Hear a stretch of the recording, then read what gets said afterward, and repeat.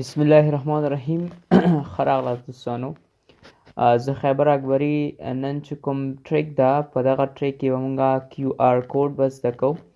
چې کله تاسو زیپیا ته لاړ شئ او زیپیا کې تاسو سکن کوئ، دغه سکن علامه یا هغه عکس چې تاسو سکن کوئ هغسې به مونږ خپل ویب سایټ ته، خپل فیسبوک لینک ته څنګه به جوړوو، څنګه کس ته به لیږو.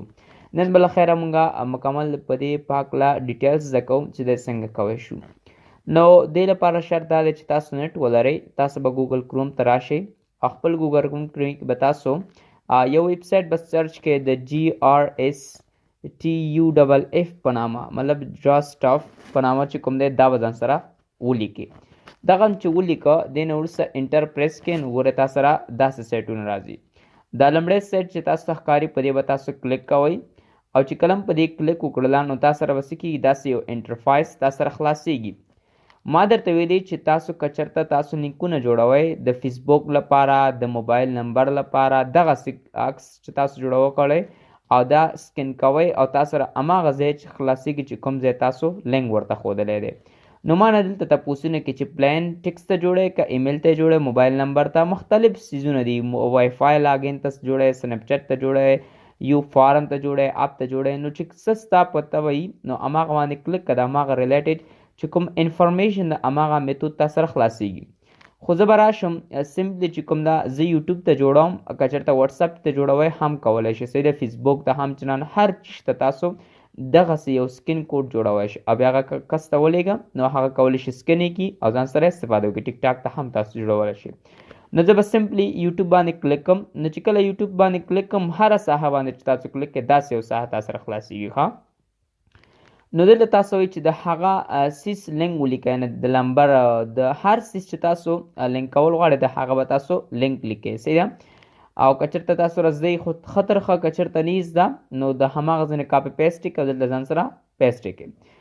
زه راځم خپل دغه یوټیوب چینل چې کوم ده دغه لینک ده، تاسو چې ګورئ سرچ باکس کې د لینک ده، نو زه به دې ځای نه دا ایزلی کنټرول سی به کړم او اوس به راشم دغه هلته بېرته همدغه سایټ ته راځم او هلته به یې څه کړم، دلته به یې پیسټ کړم. نو په دې ترتیب سره تاسو کولی شئ لینک څه کړئ، پیسټ کړئ. نو دا زما د یوټیوب لینک ده، خو زه غواړم چې داسې یو پکچر باندې جوړ کړم چې تر څو څوک یې سکن کوي نو زما یوټیوب چینل د ورسره خلاص شي.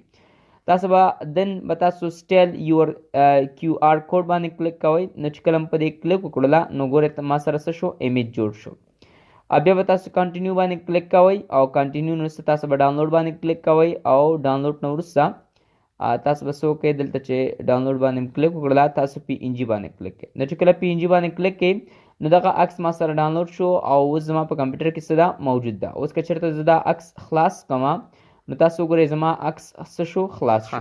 نو تاسو به څه وکړئ، بیا به خپل موبایل خلاص کړئ او دلته به تاسو زیپیا ته به تاسو راځئ او زیپیا کې تاسو کولی شئ دغه سکن علامه خلاص کړئ. هر ځای کې تاسو موجود خو زه زیپیا کوم چې ځکه اسان ده. بیا خپل هغه پکچر چې تاسو جوړ کړی هغه به تاسو سکن کړئ. سکن کول نه وروسته تاسو سره هماغه څه باندې چې تاسو لینک جوړ کړی دی هماغه باندې څه کېږي، تاسو سره هماغه ځای خلاصیږي. نو ډېر ګورئ سکسسفول زما هغه لینک چې ما جوړ کړی هغه څه شو، خلاص شو او زما هغه ټول یوټیوب چینل چې کوم ده ما سره راغله ده.